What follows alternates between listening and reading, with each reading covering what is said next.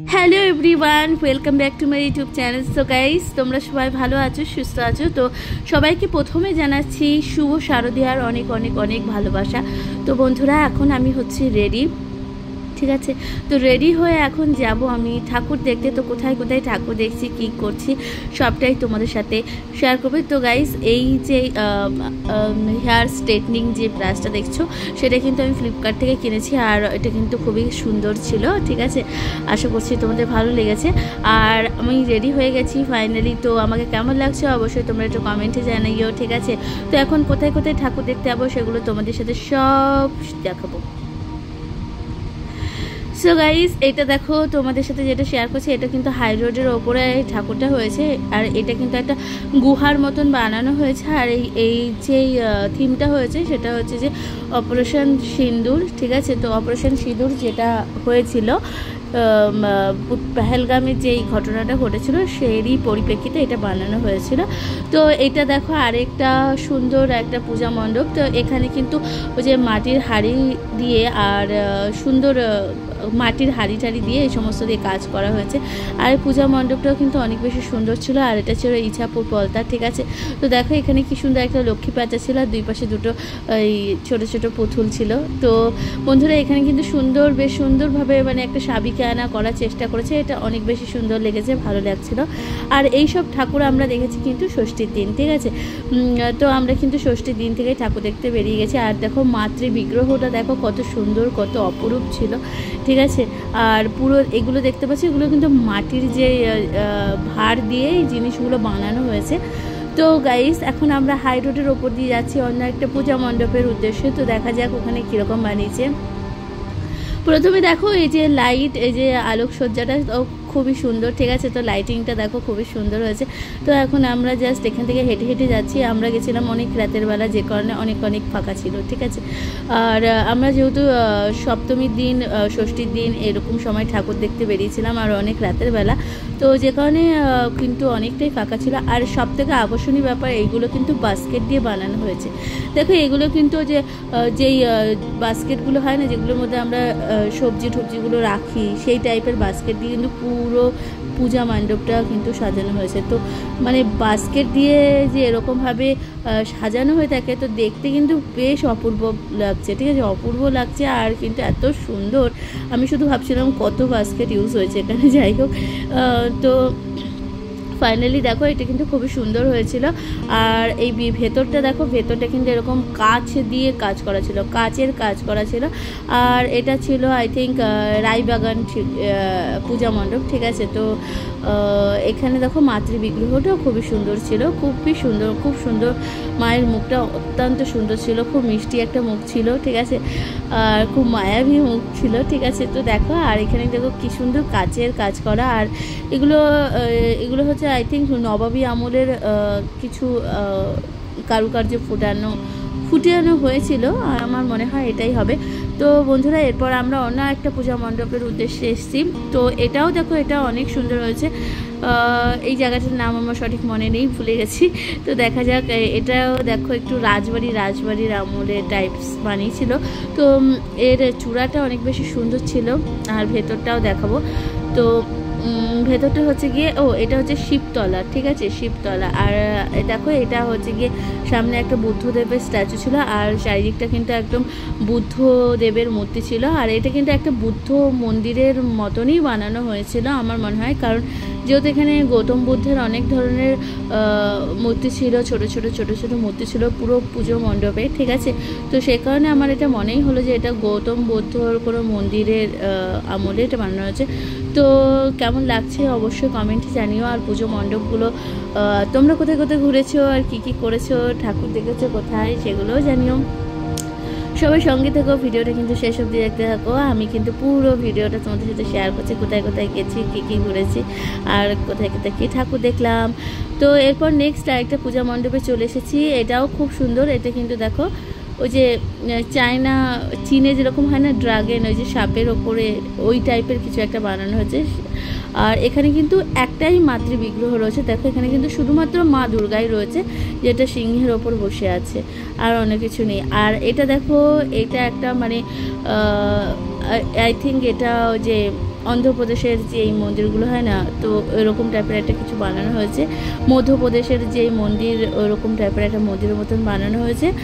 আর এখানে মাতৃবিগ্রহটা কিন্তু খুব সুন্দর কাজ করা ছিল, আর পুরোটা অনেকটাই বেশি সুন্দর লাগছিল, বেশ ভালোই। আর কেমন লাগছে অবশ্যই আমাকে কমেন্টে জানিও, ঠিক আছে, কোন পূজা মণ্ডপটা বেশি ভালো হয়েছে। আর ভেতরে কারুকার্যটাও অনেক বেশি সুন্দর। এই পুজো মণ্ডপগুলো সম্পূর্ণটাই কিন্তু ব্যারাকপুরের মধ্যেই ছিল, ঠিক আছে। তো ব্যারাকপুরের অনেক অনেক ভালো ভালো পুজো মণ্ডপ হয় যেগুলো অনেক সুন্দর থাকে, ঠিক আছে। তো এরপর আমরা চলে যাচ্ছি অন্য আরেকটা প্যান্ডেলে, ঠিক আছে। তো এই প্যান্ডেলটা কি বানিয়েছি আমি তো বুঝতে পারলাম না ব্যাপারটা। তো এটা হচ্ছে গিয়ে খুব সুন্দর একটা মানে বাড়ি ঠাড়ি হবে হয়তো, এই জায়গাটার নাম কী হবে হয়তো আমি বুঝতে পারছি না ব্যাপারটা। তোমরা যদি জেনে থাকো অবশ্যই আমাকে কমেন্টে জানিও। তো এটা বেশ সুন্দর বড় প্যালেস টাইপের হয়েছে, আর মনে হচ্ছে আমরা যেন বিদেশে চলে এসেছি, ঠিক আছে। তো বিদেশে এসে ঠাকুর দেখতে এসেছি, তো এরকম ব্যাপার। আর দেখো এখানে কিন্তু আলোকসজ্জাগুলো, রাস্তার ধারে যে আলোগুলো থাকে না সেগুলো অনেক বেশি সুন্দর লাগে, অনেক বেশি সুন্দর লাগে। আর দুর্গাপুজোর সময় কি বলতো, সব থেকে ভালো লাগে চারিদিকে আলো আলো থাকে, আর সব জায়গায় এত সুন্দর করে সাজানো থাকে, মানে সমস্ত জায়গায় আলো আলো থাকে, আর অনেক বেশি সুন্দর লাগে সমস্ত কিছু, তাই না। আর মানে এই দুর্গাপুজোটার জন্য সবাই কতদিন ধরে অপেক্ষা করে থাকি আমরা। তো দেখো এখন আমরা চলে আসলাম রাজবাড়িতে, ঠিক আছে। তো এই রাজবাড়ির মা দুর্গা হচ্ছে কত সুন্দর দুর্গা ঠাকুরটা হয়েছে।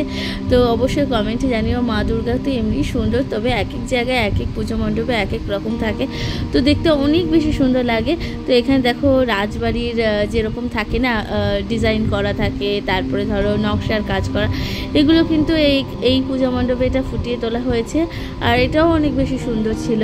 আর দেখো এই ওপরের ঝাড়টা দেখো, ছোট ছোট ছোট ছোট কিন্তু কাজ করা থাকে, আর ফটো মানে ছোট ছোট রাজাদের আমলে যেরকম ফটো দেয়ালে থাকে না ওরকম টাইপের আছে, মনে হচ্ছে যে একটা রাজবাড়িতে একটা প্যালেসে চলে এসেছে, এরকম একটা ব্যাপার। তো এরপর আমরা চলে যাচ্ছি মাটির বাড়িতে, ঠিক আছে। তো দেখো আমরা এখন একদম মাটির বাড়িতে চলে এসেছি। তো পূজা মণ্ডপটা দেখো একদম মানে ঘাস বিছুলি, তারপরে হচ্ছে গিয়ে এই যে মাটির দেয়াল করা হয়েছে, এটা কিন্তু কার্পেট দিয়ে করা হয়েছে, কিন্তু মাটির দেয়ালের মতনই রূপ দেওয়া হয়েছে, আর কুলো সমস্ত কিছু। আর এই যে দেখো এগুলো ঝুড়ির ভেতরে কিন্তু লাইট লাগানো, এগুলো কিন্তু অনেক সুন্দর লাগছিল আমার এটা। তো আর পাখা দেওয়া হয়েছে, পাখাতে আবার সুন্দর করে কাপড়ের মানে কাজ করা রয়েছে। তো এগুলো খুবই সুন্দর, মানে একটা সাবেকি আয়না ফুটিয়ে তোলার চেষ্টা হয়েছে। আর দেখো এই যে মাতৃবিগ্রহটাও তো অপূর্ব সুন্দর ছিল, তোমরা না দেখলে তো বিশ্বাসই করতে পারবে না। তো দেখো, তো বন্ধুরা এইটা দেখো মাতৃবিগ্রহ, আর এখানে দেখো ঝুড়ির ভেতরে কিন্তু লাইট লাগানো হয়েছে, এটা কিন্তু আমার অনেক বেশি ভালো লেগেছে। এই যে দেখো মাতৃবিগ্রহ পুরোপুরি সাবেকি আনা, মানে মা একদম সিম্পলভাবে রয়েছে, বেশি অলংকারের পরে নেই, একদম নর্মাল যেরকম থাকে আমরা মায়ের বিগ্রহ দেখি সেরকম। তো অনেক রাত হয়ে গেছে, প্রায় আমরা যখন এখানে ঠাকুর দেখতে এসেছি তখন বাজে রাতের 1:30 থেকে 2 আই থিঙ্ক হবে। আর তখন এগুলো কিন্তু পুরো ফাঁকা ছিল, পুরো পূজা মণ্ডপে কিন্তু ফাঁকা ছিল, আর একটা লোকজন ছিল না। তো আমরা ঘুরে ঘুরে অনেক সুন্দর সুন্দর দেখছিলাম। আর দেখো এখানে এই যে পূজা মণ্ডপটা আমরা অন্য জায়গায় চলে এসেছি, এটি কিন্তু কালো কাপড়ের উপরে লাল কাপড় দিয়ে কাজ করা হয়েছে, আর ছোট ছোট আমরা মনে হচ্ছে যে এটা এখানে এসেছি, মনে হচ্ছে যে রাজস্থানের কোনো জায়গায় চলে এসেছি, তো রাজস্থানের কোনো পূজা মণ্ডপ দেখতে এরকম ব্যাপার হচ্ছে। তো ছোট ছোট যে রাজস্থানের পুতুলগুলো থাকে না সেগুলো বসানো হয়েছে, সেগুলো বসিয়ে সুন্দর কাজ করা হচ্ছে। আর এখানে কিন্তু পুরো কালো আর লাল কাপড় দিয়ে করা হয়েছে পুরো পূজার যে প্যান্ডেলটা, আর এখানে কুলোরও কাজ হয়েছে খুব সুন্দর। আর মাতৃবিগ্রহটা দেখো খুবই সুন্দর হয়েছে, মাতৃবিগ্রহের কথা কি বলবো, সব জায়গায় সুন্দর থাকে, মাকে তো অনেক বেশি সুন্দরই লাগে, ঠিক আছে। তো দেখো এই হলো, এটাও কিন্তু ব্যারাকপুরের মধ্যেই ছিল পুজো মণ্ডপ। আর এরপর চলে আসলাম একটা অন্যরকম পুজো মণ্ডপ, এটা কিন্তু একটু ভয়ঙ্কর ছিল, যেটা আমার মেয়ে বলছিল। এখানে দেখো পুতুলগুলোকে এরকমভাবে টানিয়ে দেওয়া হয়েছে, তারপরে এখানে কিন্তু চোখ কান নাক এগুলো কিন্তু সব খুলে খুলে বাস্কেটের মধ্যে কিন্তু রাখা হয়েছে, ঠিক আছে। আর আমার মেয়েই বলছিল এইটা কিন্তু অনেক বেশি ভয়ঙ্কর লাগছিল, এটা কিন্তু ভুতুড়ে পূজা মণ্ডপ। এই যে দেখো হাতের ওপরে এই পুতুলগুলো ঘুরছে, ঠিক আছে। তো এইটা হচ্ছে গিয়ে এখানকার থিম। আর আমার মেয়ে বলছিল যে এটা কিন্তু অনেক বেশি ভয় লাগছিল। সো বন্ধুরা, আমার ঠাকুর দেখা জাস্ট কমপ্লিট হয়ে গেছে। এরপর তোমাদেরকে দেখাচ্ছি অষ্টমীর দিন। অষ্টমীর দিন আমি এরকমভাবে সেজেছিলাম, আর অষ্টমীর দিন এইভাবে সেজে আমি কিন্তু পুজো করতে গেছিলাম মন্দিরে। আর সকালবেলায় অষ্টমীটা ছিল, এবার একটু দেরি করেই হয়েছিল, যে কারণে একটু সুন্দর করে সাজুগুজু করার টাইম পেয়েছিলাম। আর সবথেকে বড় ব্যাপার, অষ্টমীর দিনের জন্য সবাই অপেক্ষা করে থাকি। তো বন্ধুরা, এরপর তোমাদের সাথে দেখাচ্ছি, দেখো অষ্টমীর দিন সন্ধ্যার সময় আমি কীরকমভাবে সেজে গেছিলাম। এরকমভাবে একটা সুন্দর হলুদ আর একটা গোলাপি শাড়ি পরে আমি যাচ্ছিলাম হচ্ছে ঠাকুর দেখতে। এবার আমি অষ্টমীর দিন কোথায় কোথায় গেলাম সেটাও তোমাদের সাথে কম বলবো। তো এই যে দেখো, এখানেও এটা কিন্তু অনেক বেশি সুন্দর একটা পূজা মণ্ডপ, এটা একটা নর্মাল পুজো মণ্ডপ, ঠিক আছে। আর এখানেও কিন্তু কুলো আর ইসের কাজ করা হয়েছে। আর সবচেয়ে আকর্ষণীয় ব্যাপার হচ্ছে রাস্তার পাশে যে লাইটগুলো থাকে না, এগুলো আমার অনেক বেশি ভালো লাগে। এত ভালো লাগে রাস্তার পাশে আলো, মানে আর চারিদিকে গান বাজে, গান বাজনা, মানে সুন্দর সুন্দর গান বাজে, যেগুলো অনেক বেশি সুন্দর লাগে। মানে পুজোটাকে জাস্ট ফিল করতে পারি, মানে এনজয় করতে পারি, এই হলো ব্যাপার। এই একটা বছরের জন্য, এই পুজোটার জন্য সবাই অপেক্ষা করে থাকে একটা গোটা বছর, ঠিক আছে। দুর্গা পুজো হচ্ছে বাঙালির শ্রেষ্ঠতম উৎসব। দেখো এখানে কিন্তু একটা সুন্দর মানে গোল্ডেন টেম্পল বানানো হয়েছে, আর এটা কিন্তু বানানো হয়েছে খড়দা, ঠিক আছে। তো দেখো খড়দার এটা অনেক বেশি সুন্দর গোল্ডেন টেম্পল হয়েছে, আর এখানে কিন্তু সমস্তটা গোল্ডেনের ওপরে কাজ করা হয়েছে। আর আমি আর আমার হাজব্যান্ড দুজনে মিলে দেখতে আসলাম এই পুজো মণ্ডপটা, ঠিক আছে। আর এত সুন্দর মানে গোল্ডেনের কাজ করেছে, মানে চকচক চকচক করছিল, মনে হচ্ছে আমরা কোনো স্বর্ণ মন্দিরে চলে এসেছি, এরকম একটা ফিল হচ্ছিল। তো বন্ধুরা, আর তোমাদের কেমন লাগছিল অবশ্যই কমেন্টে জানিও। আর এখানে দেখো মাতৃ বিগ্রহ কেমন লাগছে অবশ্যই কমেন্টে করো, ঠিক আছে। দেখো মাকে কত সুন্দর লাগছে, এখানে মা কিন্তু সবাইকে নিয়ে আছে সব জায়গায়। আর এখানে কিন্তু মাকে পুরো রাজবেশে রাখা হয়েছে। আর এরপর চলে যাচ্ছি আমরা অন্য একটি পূজা মণ্ডপ। আর পূজা মণ্ডপটা যাওয়ার আগে দেখো লাইটিংগুলো কত সুন্দর, তাই না। আমরা এখান দিয়ে সুন্দর করে যাচ্ছি, আর যখন যাচ্ছিলাম তখন কিন্তু অনেক রাত, ঠিক আছে। আর আমরা সব পূজা মণ্ডপে যত গেছি তো সবই কিন্তু রাতের বেলা গেছি, কারণ রাতের বেলা একমাত্র ফাঁকা থাকে। আর অষ্টমীর দিন গাইজ, অষ্টমীর দিন হচ্ছিল বৃষ্টি। আমরা যে সময় পুজো মানে ঠাকুর দেখতে গেছি তখন প্রায় বৃষ্টি বৃষ্টি পড়ছিল, তাও বৃষ্টি হোক আর যাই হোক ঠাকুর দেখতেই হবে, কারণ বছরে এই কটা দিনই থাকে পুজো ঘোরার, ঠিক আছে।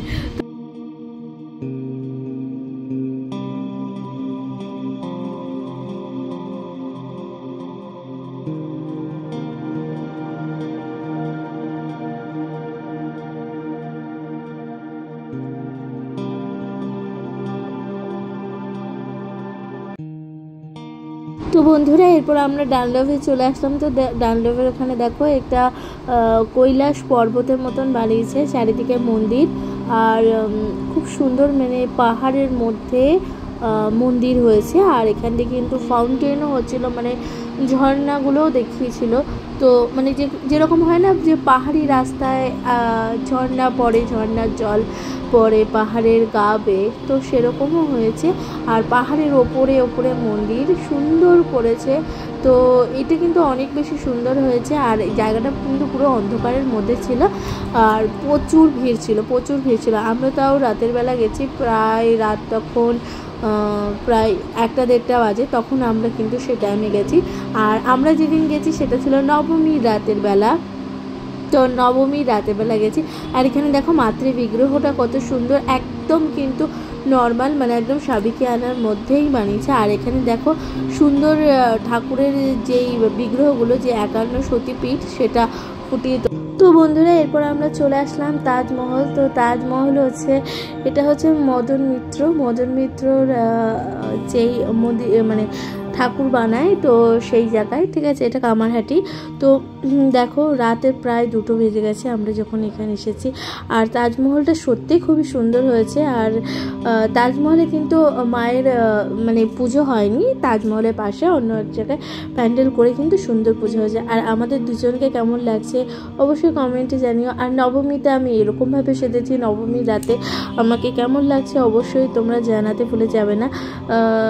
সো গাইস, আশা করছি তোমরা খুব এনজয় করেছো, কারণ পুজোটা কিন্তু মাত্র কয়েকদিনে, মানে পুজো আসবে আসবে যতটা এক্সাইটমেন্ট থাকে, আর পুজোটা কিন্তু মানে হুট করে আসে, মানে ঝট করে চলে যায়, মানে খুব মানে দিনগুলো যে কত তাড়াতাড়ি চলে যায় সেটাই হলো একটা ব্যাপার। সো বন্ধুরা, তাজমহলের ভেতরটাও কিন্তু খুবই সুন্দর ছিল। আর সবথেকে বড় ব্যাপার হচ্ছে কি, আমরা যখন গেছি তখন প্রায় বৃষ্টি পড়ছিল, আর কিন্তু ভালোই বৃষ্টি হচ্ছিল, যে কারণে একটু ভিজতেও হয়েছিল। আর অষ্টমী রাতের বেলা ঠাকুর দেখেছি বৃষ্টি ভিজে ভিজে, আর নবমীতেও বৃষ্টি ভিজে ভিজে দেখেছি। তবু যাই হোক, ঠাকুর দেখার মজাটা কিন্তু অনেক সুন্দর হয়ে গেছে। আর সবথেকে বড় ব্যাপার হচ্ছে কি, পুজোটা কিন্তু এই কয়েকদিনের, সুতরাং বৃষ্টি হোক আর যাই হোক ঠাকুর দেখা কিন্তু চাই। আর আমরা রাতের বেলা করে গেছি, যে কারণে অনেক প্যান্ডেল কিন্তু ফাঁকা পেয়েছি। যেখানে এই যে এই প্যান্ডেলটা, এটা কিন্তু প্রচণ্ড ভিড় হয়, প্রচুর লাইনও হয়। আর আমরা রাতে 2টোর সময় গেছি, তখনও ভিড়, কিন্তু আমাদের মানে ভিড় তুলনামূলক আমাদের কিন্তু লাইন দিতে হয়নি, মানে বুঝতেই পারছো, লাইন দিতে হয়নি, কিন্তু ভিড় ছিল সামান্য মানে মাত্রায়। তো বন্ধুরা, এই ছিল একটা সুন্দর ব্লগ। তো আমরা তো ঘুরে ঘুরে দেখছিলাম। আর তাজমহলের ভেতরটা খুব সুন্দর, একটা মানে একটু ঠান্ডা ঠান্ডা ছিল, আর পরিবেশটাও ভালো ছিল। আর এই হয়েছে মাতৃবিগ্রহ। মাতৃবিগ্রহটা এখানে অন্যরকম, সম্পূর্ণ অন্যরকম, দেখে খুবই ভালো লাগলো। আর এটা দেখো আমরা মানে রোডের ওপরেই পড়েছিল। তো এই প্যান্ডেলটাও খুব সুন্দর হয়েছিল। আর এখানে দেখো মাকে অনেক সুন্দর লাগছিল, পুরো রাজবেশের মানে সাজানো হয়েছিল। আর এখানে কিন্তু কাজটা হয়েছিল যেই সুতোগুলো হয় না, ওই যে দড়ি, ওই দড়ি দিয়ে করা হয়েছিল, কাঁথার দড়ি না কি বেশ বলে, যাই হোক, তো ওই দড়ি দিয়ে করা হয়েছিল। তারপর আমরা চলে এসেছি দেখো খড়দার কাছাকাছি। আর এখানে কিন্তু ওই বাচ্চাদের যে ডিজনি হাউস ওই রকম টাইপের একটা প্যান্ডেল করা হয়েছে। তো এটাও কিন্তু মানে বাচ্চাদের খুব মজার, সুন্দর, মানে ভালো লাগার জিনিস। তো এই ছিল একটা সুন্দর মানে ষষ্ঠী থেকে নবমী অবধি পুরোপুরি প্যান্ডেলের একটা ভিডিও। আমি কোথায় কোথায় গেছিলাম, কী কী করেছিলাম, সম্পূর্ণ ভিডিওটা তোমাদের সাথে শেয়ার করলাম। আই হোপ তোমাদের ভালো লাগলো। অবশ্যই আমাকে কমেন্টে জানাতে ভুলে যেও না। আর এই হলো এই প্যান্ডেলের মাতৃবিগ্রহ। তো বন্ধুরা, তোমাদের কেমন লেগেছে অবশ্যই কমেন্টে জানিও। তোমাদের সবাইকে জানাই শুভ বিজয়ের অনেক অনেক অনেক ভালোবাসা।